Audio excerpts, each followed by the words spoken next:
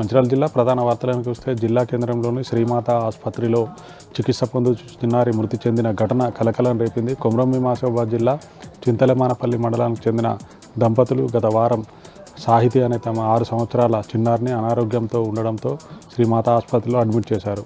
అయితే నిన్న ఆసుపత్రిలో చికిత్స పొందుతూ చిన్నారి సాహితి మృతి చెందింది.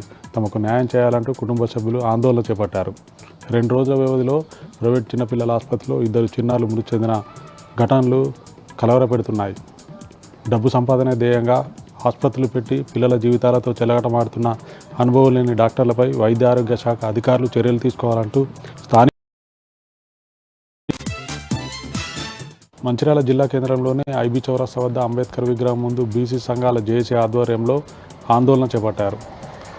42% బీసీ రిజర్వేషన్లపై కేంద్ర రాష్ట్ర ప్రభుత్వాలు చట్టబద్ధత కల్పించాలంటూ బీసీ సంఘాల జేఏసీ నాయకులు డిమాండ్ చేశారు. వచ్చే డిసెంబర్లో పార్లమెంటు ముందు ఆందోళన చేపడతామని, వచ్చే పంచాయతీ ఎన్నికల్లో బీసీలు ఎవరు కూడా కాంగ్రెస్కు ఓటు వేయవద్దు అంటూ బీసీ సంఘాల నాయకులు డిమాండ్ చేశారు. కొమరంభీం ఆసిఫాబాద్ జిల్లా కేంద్రంలోని కలెక్టరేట్ కార్యాలయం ముందు ప్రజా సంఘాల ఆధ్వర్యంలో ఆందోళన చేపట్టారు.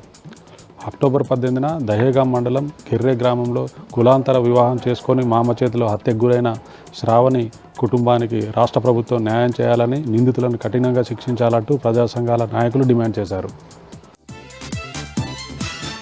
కొమరంభీం ఆసిఫాబాద్ జిల్లా తొలి మహిళా ఎస్పీగా నిఖితా పంత్ బాధ్యతలు చేపట్టారు. ఇంతకుముందు ఎస్పీగా పనిచేసిన కాంతిలాల్ పాటిల్ గవర్నర్ ఏడీసీగా బదిలీ అయ్యారు. కొమరంభీం ఆసిఫాబాద్ జిల్లాలో శాంతి భద్రతల పరిరక్షణకు, మత్తు పదార్థాలు, సైబర్ నేరాల నివారణకై గట్టి చర్యలు తీసుకుంటామంటూ నిఖితా పంత్ స్పష్టం చేశారు.